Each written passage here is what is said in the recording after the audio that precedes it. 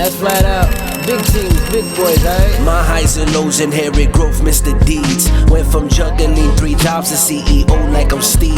Never been a rotten apple, call me John Appleseed. That's how I bleed. God can see, no other man can judge me. Call him Mike, Mr. International, getting cream. My single mother taught me worth, and now I'm worth everything.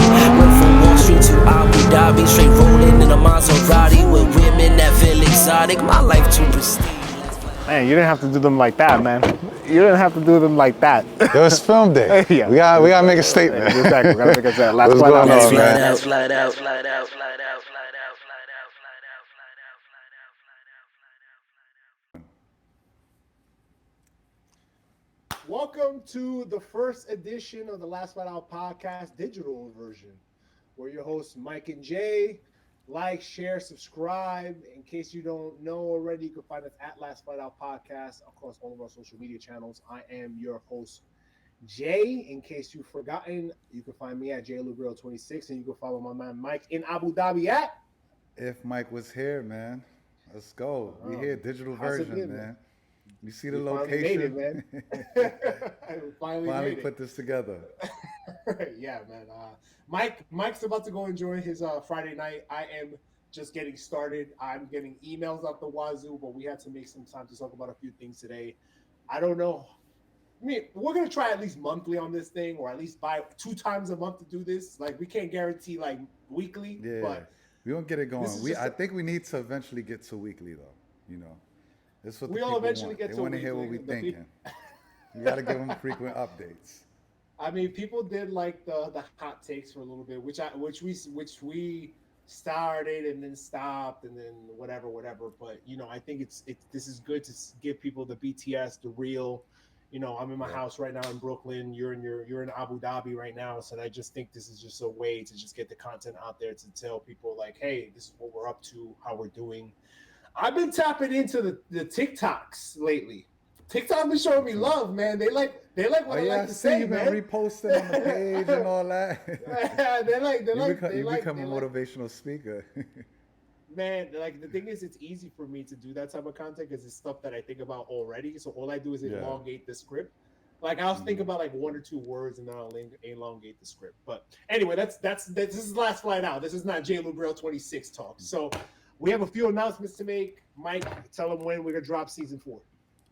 We are dropping season 4 the second Thursday of June. What's that? June is it 12th.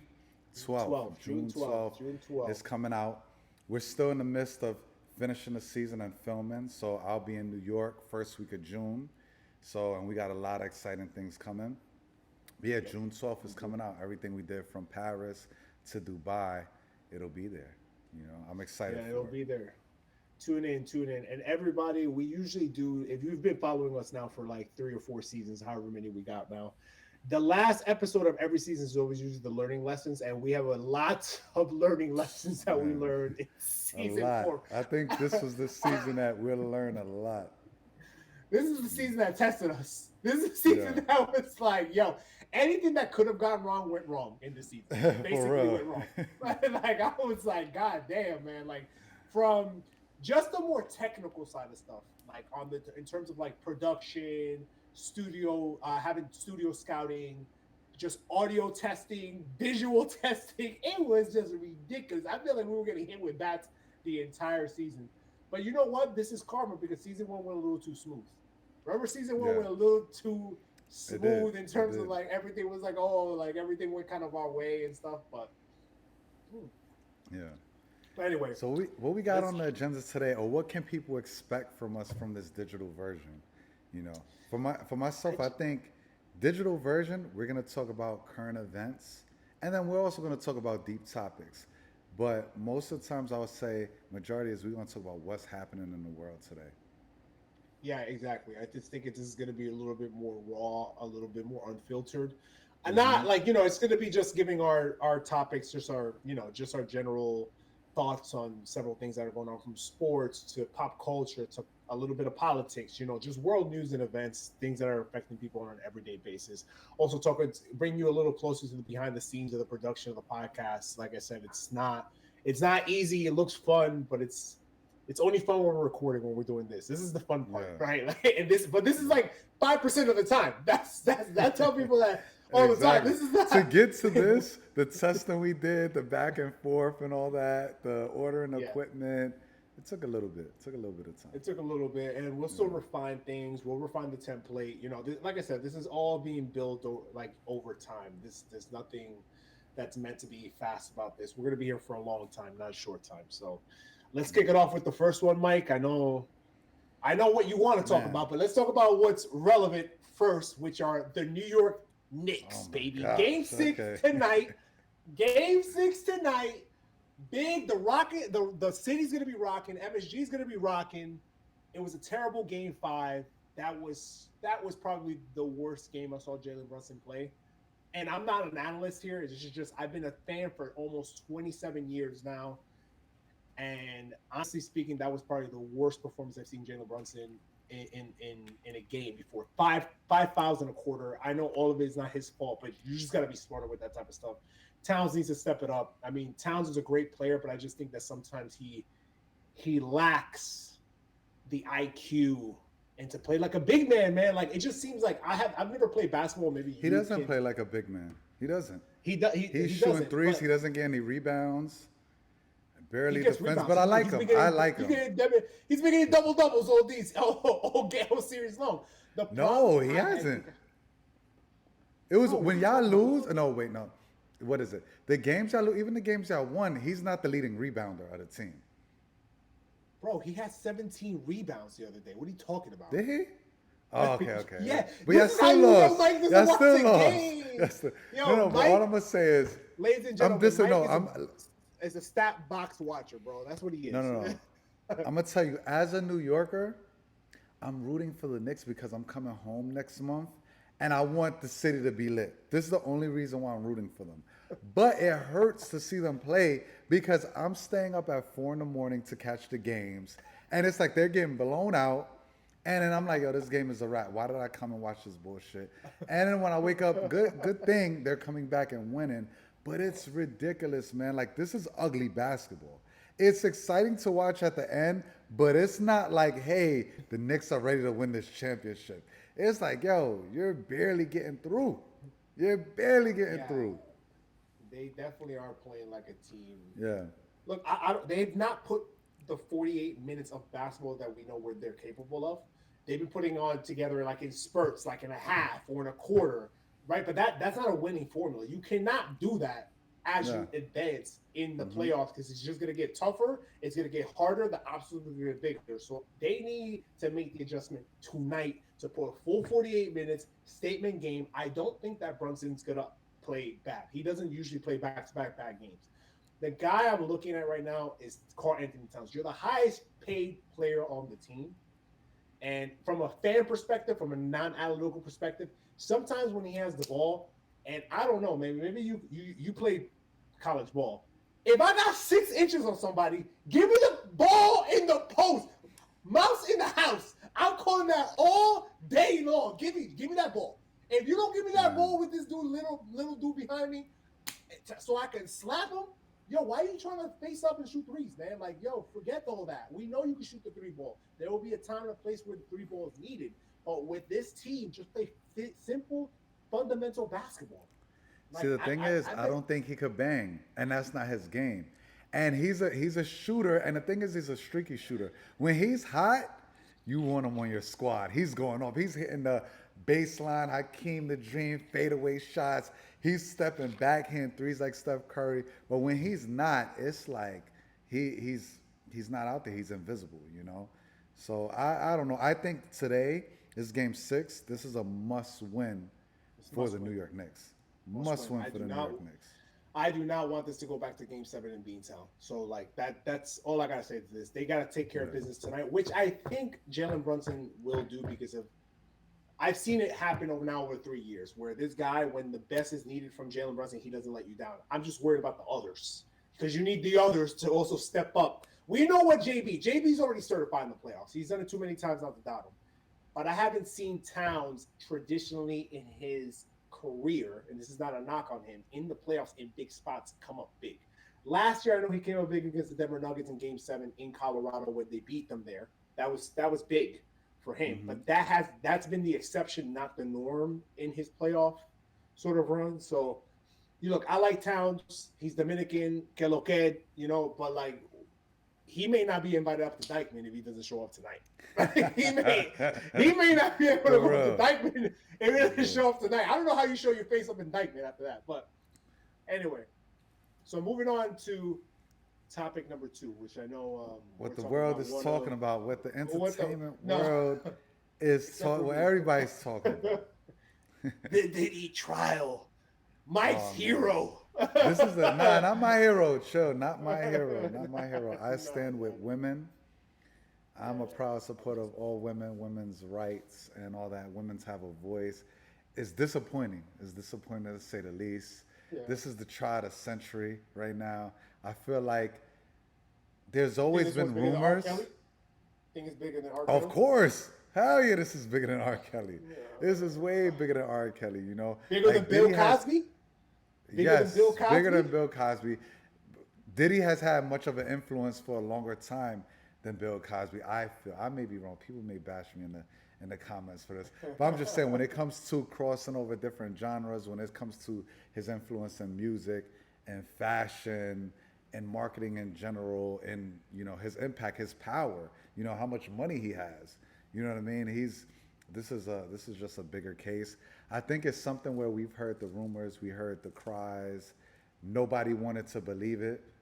Shame on us, shame on society that people, women, men and women, have to, when there's someone in power, you have to go above and beyond to prove that you were a victim or that certain events happened. And it's a shame. And I think everyone needs to reflect, or us as a whole in society, and how do we handle things like this, because all of these things that we're hearing are not necessarily new, and just the details of it is graphic. It's insane. It's like, whew, this is beyond freak sexual activities. It's like, man, this shit is insane, so it's just disappointing. This is called, what is he being convicted? He's being charged with sexual human trafficking, right? And rape, human and trafficking, racketeering.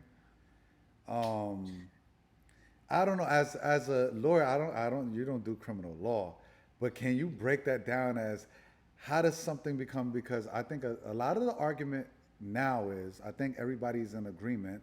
He's a monster. He's done monstrous things. He's an abuser. Like, I don't think anybody's trying to defend that. But some people that kind of still have hope for him or still want to take up his side are saying it's not a racketeering case. It's not it's not sex trafficking and things like this. This is kind of the defense for Diddy. What's the technicalities in that? Like, how does it go from domestic violence to now sex trafficking, Well, that's the whole point of the trial, right? Because you have a grand jury.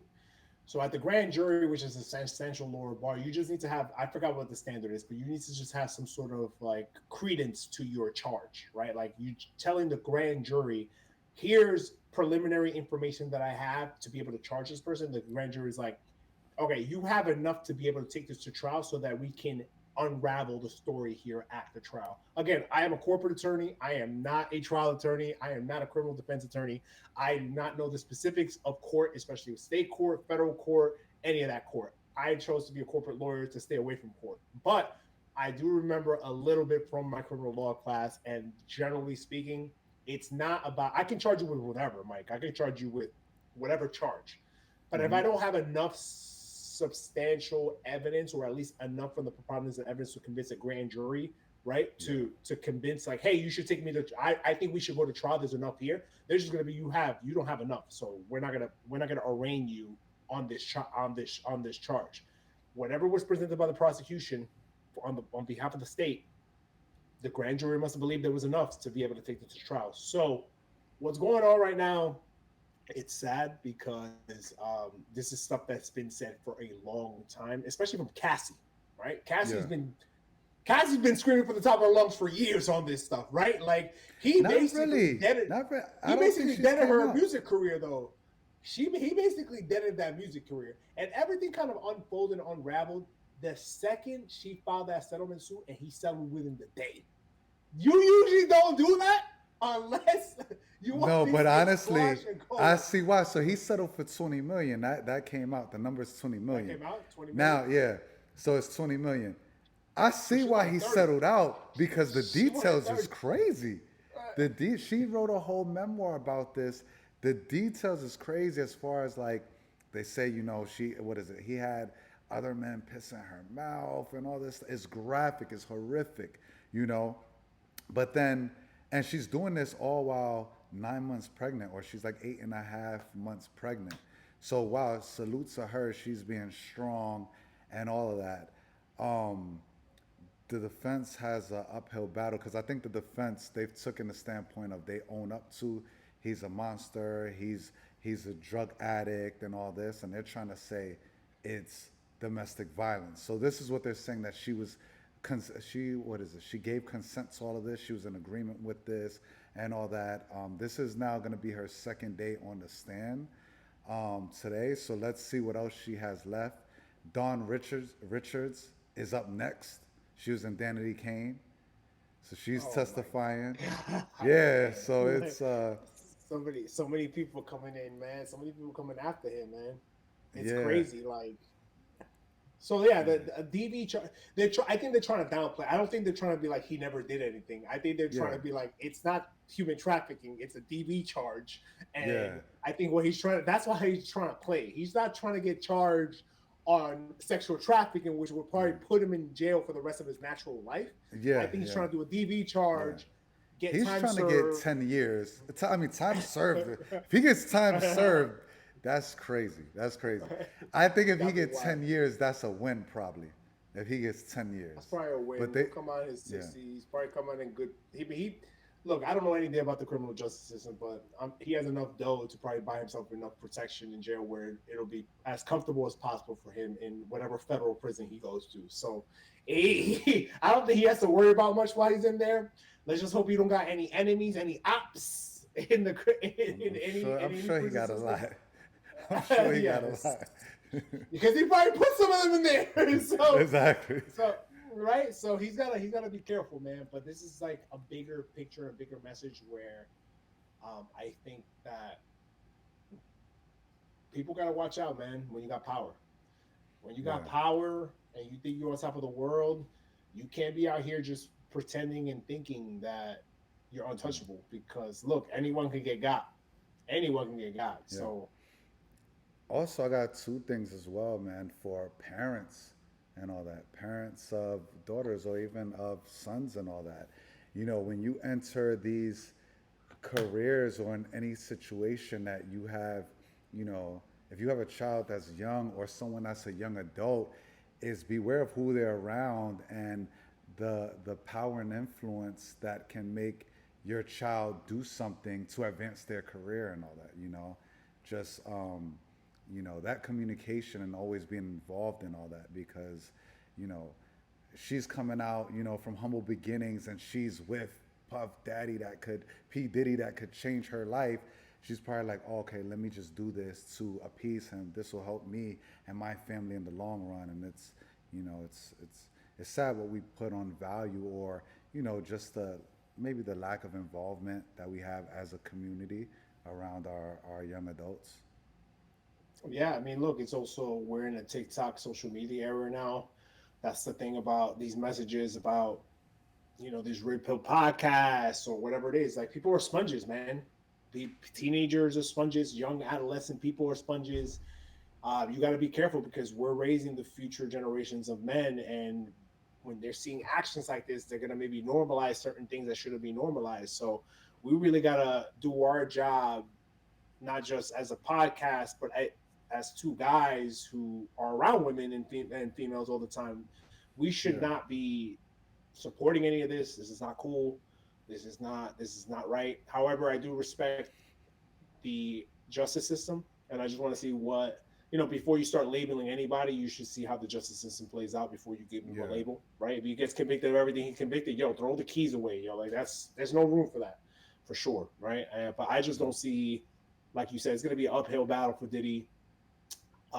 It's just overwhelming, man. It's just too overwhelming because a lot of this stuff has been said for a long time. You see Justin Bieber, bro. Justin Bieber's crashing out right now because he has to relive all this again, right? No, wait, what you mean? I didn't see.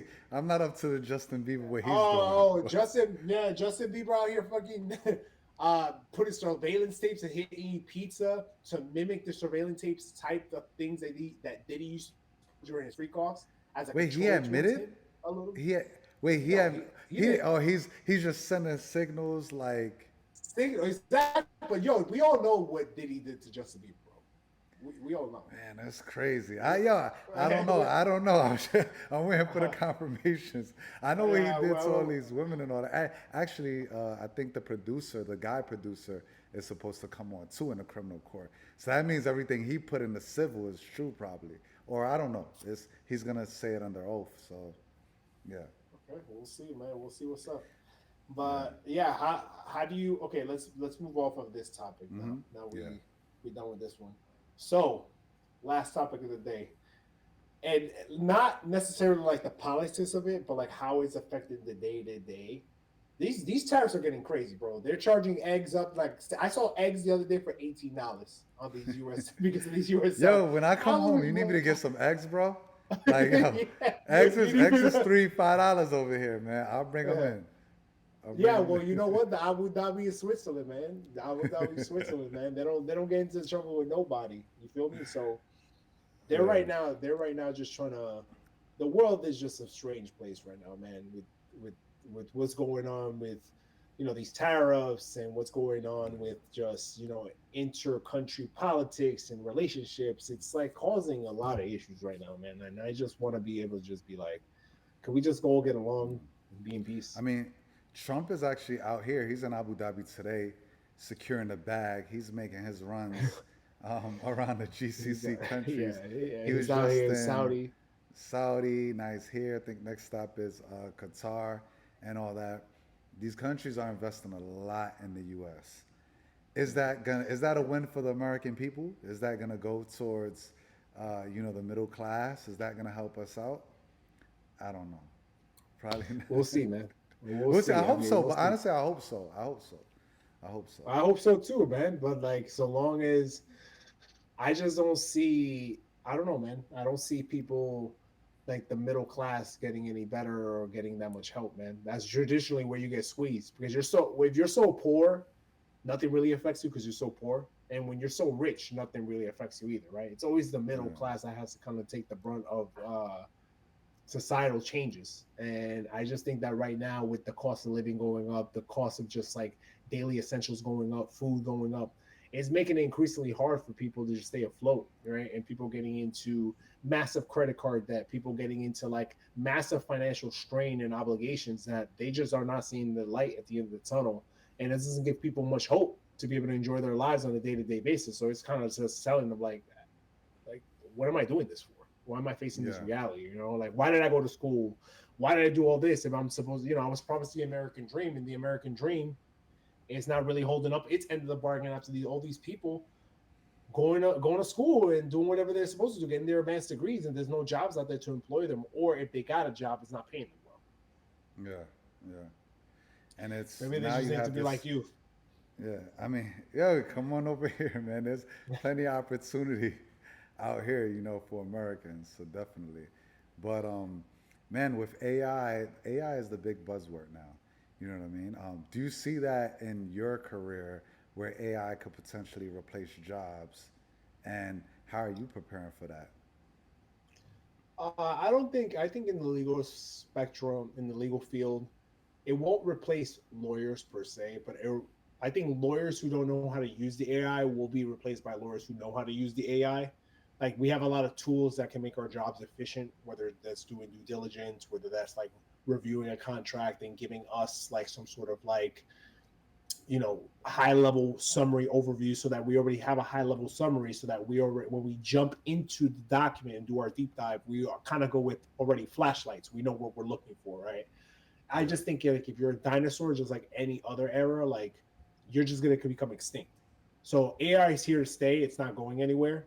It's making the job much more efficient. It's making it faster, and it's just gonna increase the time in which these deals are executed. So if you don't get on the bandwagon, you can get left behind on the station. That's not where you want to be, right? Because you don't want to be. These kids are young and hip to this stuff, right? They're using AI left and right, but the thing is, it shouldn't replace critical thinking, right? Like, and I think that's what people are using it for, to be able to kind of replace their cognitive abilities, which is not the case. To be a student now growing up is, what kind of homework are you doing? I don't know. I don't know, bro. I know you be using AI for everything. Yo, AI, if you're not using it, you're left behind. It just speeds everything up, you know. Yeah, but like, but how do you learn? Like, how do you learn? I'm grateful. How do you, like, for example, a math question? You can put any math equation and it'll show you the work, and you copy and paste it. Cool, no problem. That's fine. But what about on the day of the test, where you don't have where you don't have the AI, or you're gonna need to do it on yourself? You need to actually. There's nothing wrong with AI itself, but you need to be able to analyze and review and digest what AI is giving you and understand what it's giving you. It's not just a copy and paste function, and it's not supposed to replace the thinking for you. You're supposed to read it, understand it. I use AI on a daily basis. Like, I use AI to explain things to me like I'm a 15-year-old. I think I tell it to give me examples after examples after example until I understand the concept, and then I'm able to then grasp it and apply it in whatever I want to apply it, whether it's in my job, whether it's in my daily life, whatever it may be. But I just think that now, if you ask somebody to explain that to you, they're like, and you're like, okay, I've been depending on AI forever, and now you can't do it.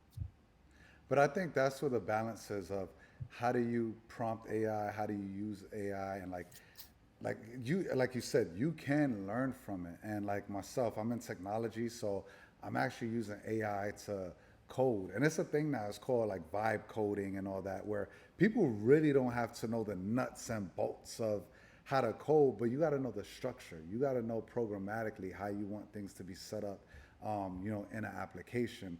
And that's how you could guide AI to build the code for you.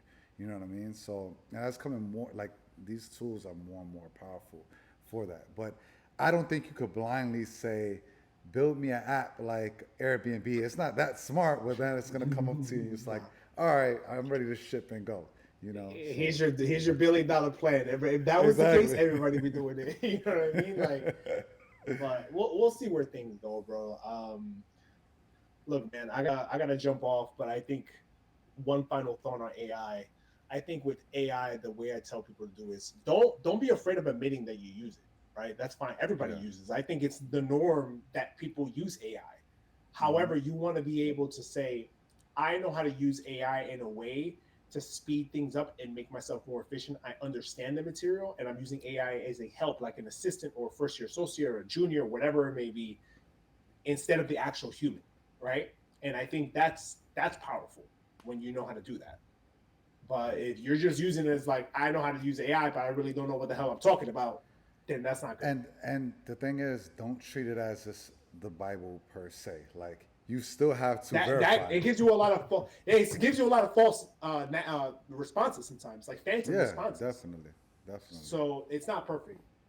But anyway, hope everybody enjoyed this first digital episode. It'll be out. Mike should put it out today. It'll be out today. It'll be out today.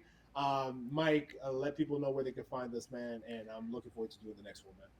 Yeah, man. You can find us everywhere on our platforms, man, from Instagram to YouTube to TikTok, at Last Flight Out Podcast. You can find myself at If Mike Was Here, as well as Jay. Jay Lubriel 26 across all platforms. All right, man. Until next time, bro. See you in New York soon, man. See you soon, man. Peace. Later, man. My life too pristine. Man, you didn't have to do them like that, man. You didn't have to do them like that. It was film day. Yeah. We gotta make a statement. Exactly. We gotta make a statement. Last What's one going out. on, man? Flat out.